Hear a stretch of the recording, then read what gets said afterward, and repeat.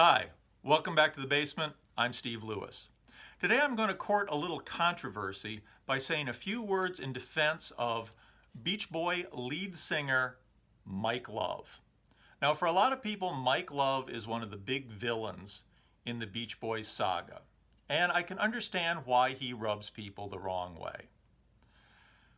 For one thing, he certainly is not a musical visionary. He was skeptical of the Pet Sounds project, and when it failed to chart as high as some of their earlier albums, he really urged the band to return to singing about surfing and cars, even though those subjects were rapidly becoming passé. He was openly critical of the Smile album and certainly was one of the contributing factors to that project eventually being abandoned. Also, for the last several decades, Mike Love has spent a lot of time in interviews trying to emphasize his musical and lyrical contribution to the Beach Boys. Now, certainly in the early days, he contributed a lot lyrically and some musically through the years. There's a defensiveness about it that is off-putting to people. I understand that. He certainly had a vested interest financially in building up the contribution that he gave in the early days.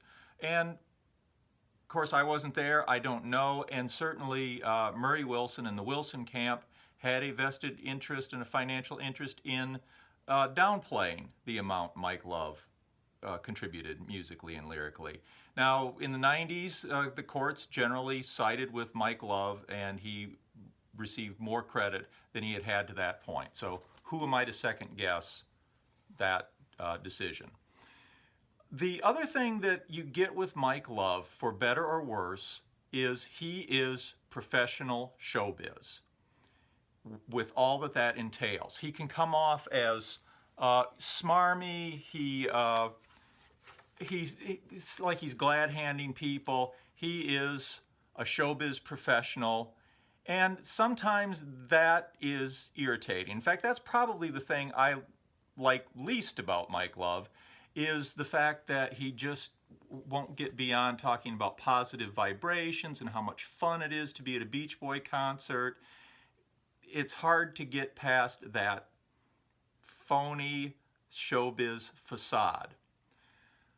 That said, his real contribution, and the thing that nobody else in the band could have done, is be a frontman. Even in the best of times, Brian Wilson was a awkward presence on stage. He was clearly uncomfortable. They needed Mike Love to lead them on stage, and he did it well, and he's been solid through decades and decades of concerts. And Beach Boys could not have done it without Mike Love as their frontman. I think Mike Love shares much in common with a lot of other rock band lead singers. There are not a lot of opportunities to become the lead singer of a rock band. It's not like you can just take your instrument and go off and jam with a bunch of other guys. So lead singers in rock bands tend to be the ones who are professional, who treat it as a business and want to keep the band going. Examples would be Mick Jagger to a certain degree, Rod Stewart. They tend to be the sober, business-minded people. And the rock lead singer that Mike Love reminds me most of, actually, is Roger Daltrey from The Who. In his 2018 memoir, Roger Daltrey talks about the fact that he was a sheet metal worker prior to joining the band, and that Pete Townshend, on the other hand, was an art school student. So if the band failed, for Pete Townshend, it meant going back to, as Roger puts it, laying in bed, smoking dope, attending the occasional lecture, and finishing his art school degree. For Roger, it meant going back to the sheet metal works. And you can understand why he did not want to do that. So he wanted to keep the band going. Coincidentally, Mike Love was also a sheet metal worker prior to the Beach Boys taking off in his father's business. At the time the Beach Boys started, Mike Love already was married and had a child and had been out working and knew that his options were pretty limited.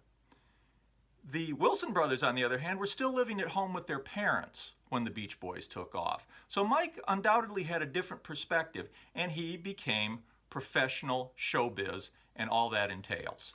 Now, I got a lot of respect for Mike Love when I attended a Beach Boy concert in 1981 at Pine Knob in Clarkston, Michigan. They were still using this program in 1981. The cover is from the 1980 Keeping the Summer Alive album. This was a concert with all 5 of the original Beach Boys, plus Bruce Johnston and many sundry backing musicians. During the course of that concert, Brian Wilson was either just out of it or passively aggressively not participating. He was about his heaviest. It was very sad to see, but he was not part of the proceedings. They shut off his mic. You could tell. We were very close to the stage and could tell his mic was shut off very early. Dennis Wilson was actively trying to destroy the show. He would run on stage, interrupt people. He was doing his best to ruin the performance. So Mike Love put up with a lot of nonsense and put on a professional show with the help of Al and the backing musicians and Carl and Bruce. They all did a great job, but Mike Love really held it together. And I think if you were a few rows back from where we were, you thought you saw a nice, professional, well-done show with some hijinks from Dennis Wilson. Where we were sitting in the second row, you could see this thing could break into anarchy at any moment. But Mike Love held it together, and he deserves a lot of credit for that. Now, you could argue that the Beach Boys really should have just broken up at some point, and that's a topic for another video. But Mike Love has persevered over the years. I went and saw the first Beach Boys concert I'd been to in many, many years in December of 2018. And of course, the Beach Boys now really are just the Mike Love band with Bruce Johnston. They were promoting his then current Christmas album, The Reason for the Season. And I gotta say, it was a bold move for Mike Love to play so much of his solo material when it's terrible. But when he was on stage and they projected an early film of him performing with the Beach Boys, and I thought, this guy has been doing this since the Kennedy administration, you had to give him some credit. And I have to admit, I really did enjoy hearing those Beach Boys songs live again. They really hold up, reminded me again of what I love about the Beach Boys. So it was nice that Mike was out there doing it. So that's what you get with Mike Love. His strength is as a leader and a front man. And I know there'll be some comments on that. I look forward to hearing what you have to say. We'll discuss probably Mike Love in greater detail later on. Thanks for watching. Please subscribe and like. Talk to you soon. Bye.